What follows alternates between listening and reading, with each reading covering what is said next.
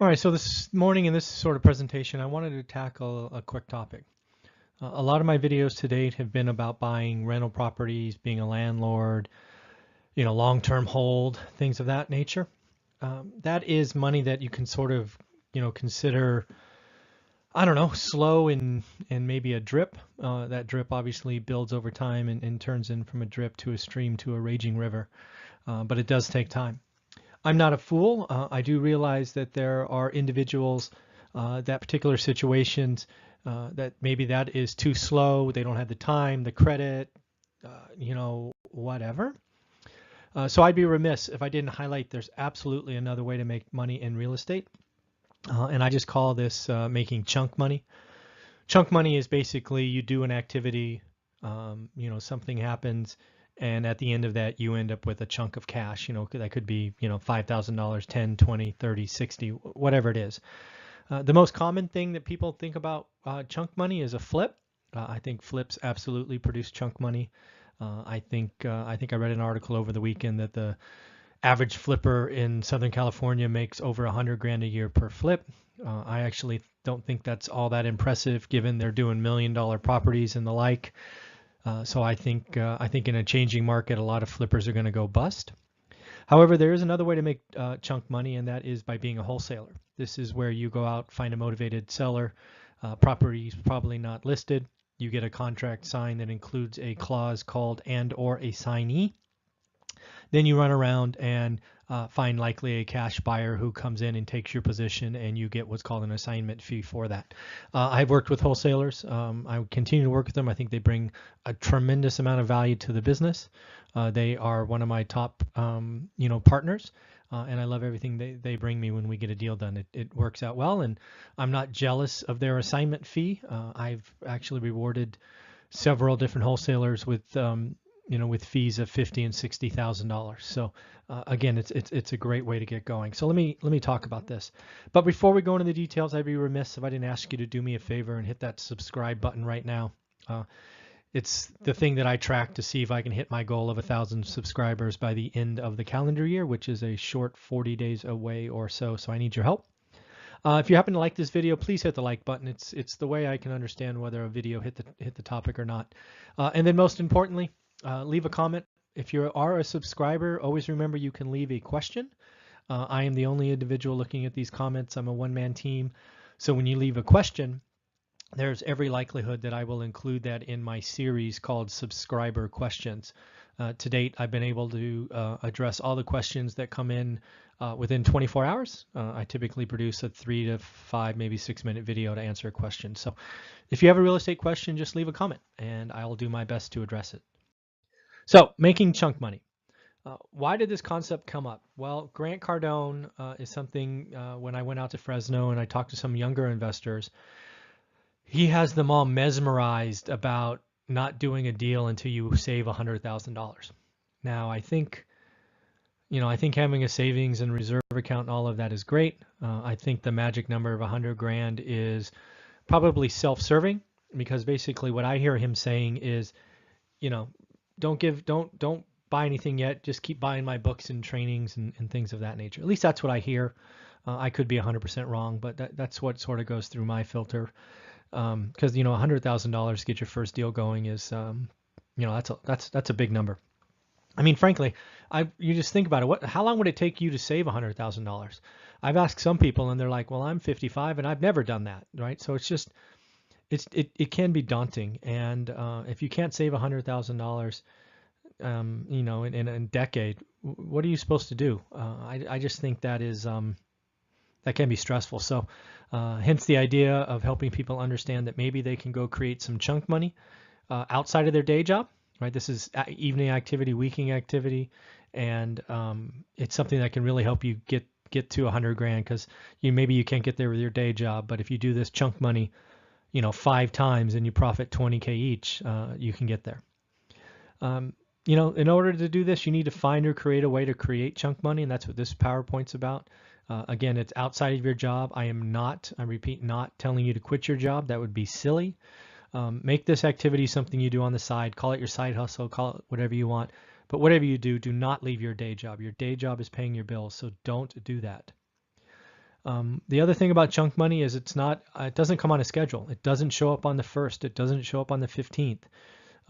It absolutely will show up more frequently the harder you work. I know there are some wholesalers in Fresno that are cashing significant checks several times a week, and making north of 100 grand every month. And I'm very proud of them and happy for what they're doing. And it's obviously proof that it can be done, but it takes a lot of work.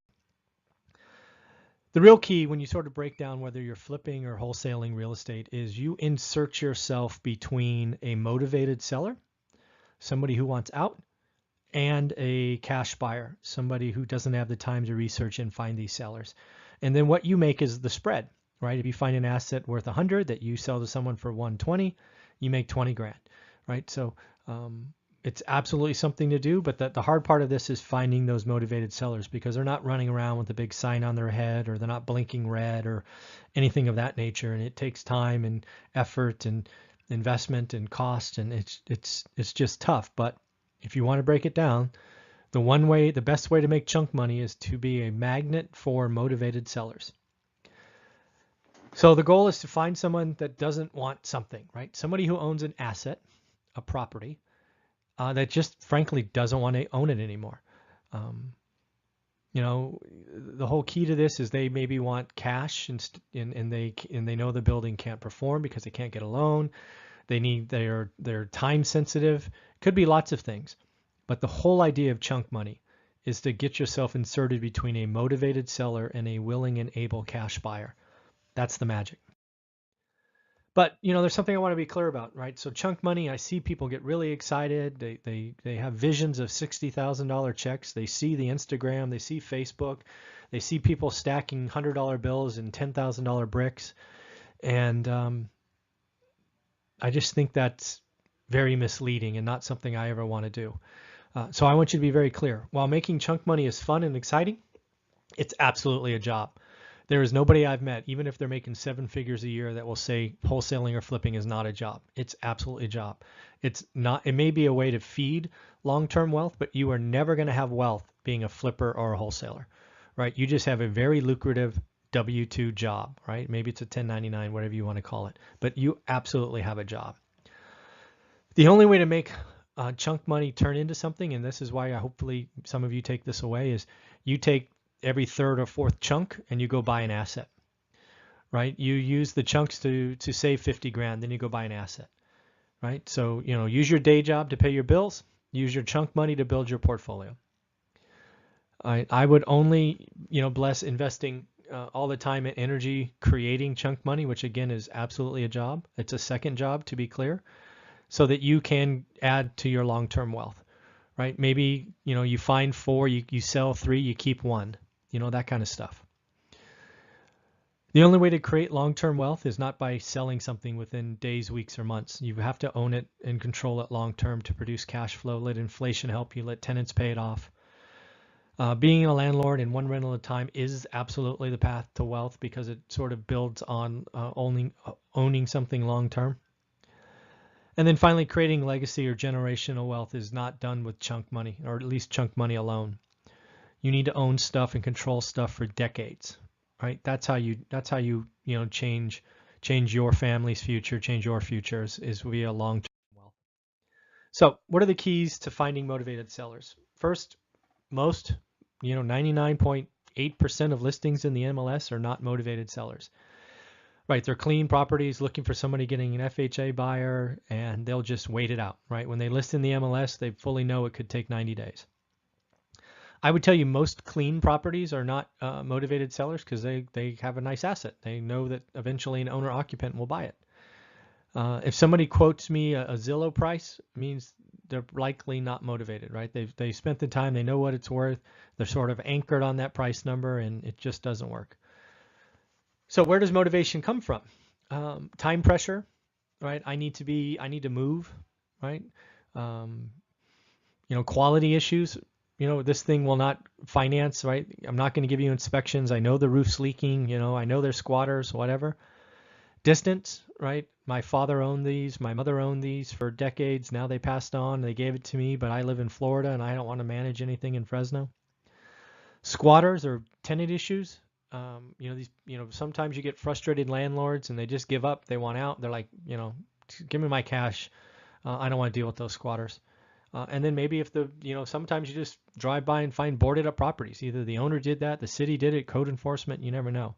But there's all kinds of reasons where stress could come about. So the key is you need to talk to owners of these assets, right, or properties. You're not going to be able to insert yourself between a motivated seller and a cash buyer without talking to people. Today, people send out mailers. I get dozens a week. It's almost comical, frankly. Cold calling is up. I actually get a couple of calls a week. Door knocking is interesting because it's often the properties you're going to find are rentals. So you're actually talking to a tenant, but you never know. And then driving for dollars and using online systems like Property Radar and things of that nature to find out who the owner is so you can reach out to them directly. I don't believe in the myth of creating chunk money without talking to people. I've seen some Facebook posts and videos about doing virtual wholesaling and never talking to anyone and locking up properties. And I guess it works sometimes. I just can't imagine how. So I don't recommend it. I don't talk about it. I think it's a way for somebody to create a program and steal money from people. They create a video. It's 60 minutes and then they sell it for $100 or whatever. I just think it's a false sense of how easy it is. The other thing is often I get phone calls from people going, "Hey, I found a motivated seller. They got a property worth 200. They want to sell it to me for 180." Sorry, that's not motivated, right? That's, maybe they're a little motivated, but that's not going to be enough to make profit in the deal, right? Because there's not enough room for the next buyer. They got selling costs, buying costs, repair costs, all those things. A 10% discount is nowhere close. And I think I'm going to do a second video on how I sort of price things here either today or tomorrow. I think, I want a reality check. I think you're going to have to talk to 100 people before you get one motivated seller. And I just need you to understand this, right? It's not going to be, hey, I'll make 5 phone calls and I get a deal, right? It happens, I'm sure. But you need to be prepared to have 100 phone calls. You need to be prepared for 50 of those phone calls hanging up on you or saying things like, well, how'd you get my number? All these other things, because most sellers aren't interested in selling. Then you're going to get 30 wrong numbers and voicemails and all of that, and you might have 20 conversations. So just be prepared. Don't fool yourself. This is not, this is meant to be a side hustle, your side business. Treat it as such, and don't get down on yourself. Just pick up the phone and make another call. So in the end, hopefully that made sense. I think chunk money is absolutely a way that real estate investing could help a lot of people as they're starting. It could, change people's lives if they get really good at it. So again, if you like this video, please subscribe. Also, if you could do me a huge favor and send this video out to all of your friends and family, that would be great. Love to see some of them subscribe because we're a long way from 1,000 subscribers. Hit the like button if you happen to like this one. And as always, leave a comment. If you have a question, just leave a comment. I will try to get to it in my series called Subscriber Questions. Have a great day.